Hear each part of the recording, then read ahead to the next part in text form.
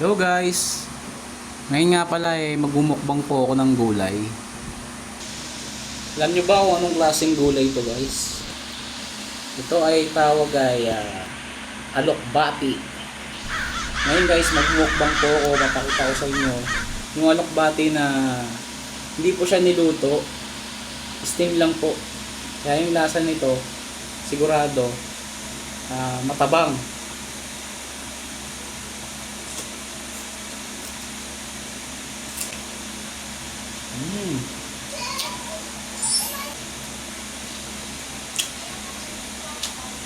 Sabi nila para humaba daw yung buhay, kumain ng gulay.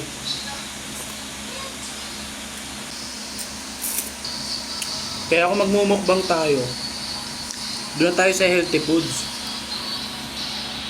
Pangit naman kasi magmumukbang ka yung ikamamatay mo. At least ito guys, wala lang lasa pero healthy naman kasi gulay ito Susunod na video ko guys, abangan yung mumukbangin ko yung ampalayang steam lang din.